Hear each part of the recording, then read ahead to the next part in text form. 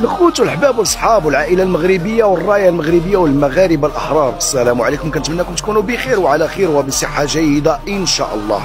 اخوان، هذا الكلام اللي غادي نقول لكم الان خطير خطير خطير جدا، كنتمنىكم تبارطاجيوه وتشاركوه ويوصل لاعداء الوحده التراب. المنتخب ديال الجبهه الانفصاليه او جبهه الصنادله، كاين فيهم واحد خونا داير اللحيه، هذاك الشخص راه ارهابي محض وكينتمي لداعش والليزيز.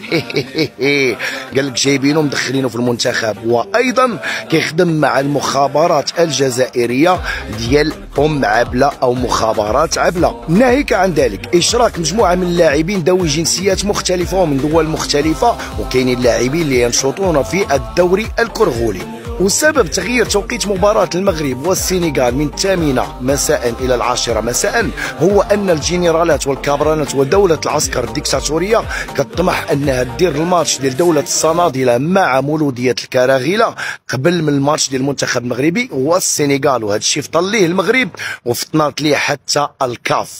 فوزي القجع كيبعث برساله عاجله لموتسيبي والكاف وكينبهوا من ان الكراغله يديروا الماتش ديال جبهه الصنادله مع مولوديه الكراغله قبل من الماتش ديال المغرب وبنفس الملعب، لانه اذا تم ذلك فالمغرب يهدد بالانسحاب وسترفع دعوى قضائيه الى المحكمه الدوليه بما فيها الفيفا والكاف.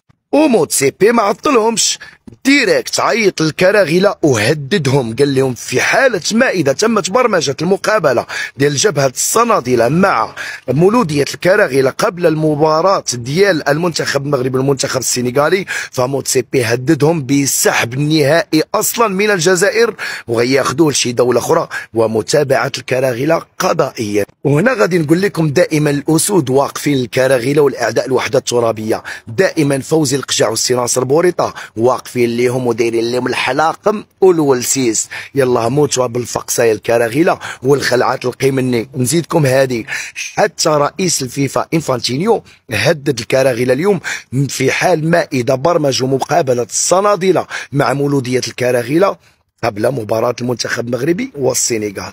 المغاربه خوتي، كنتمنىكم تبارطاجيو هذا الفيديو، كنتمنىكم تدعموني وتبارطاجيو على اوسع نطاق، ودائما تعليقاتكم بالضرب الاحمر، خلي الكراغله يتحلقموا مزيان.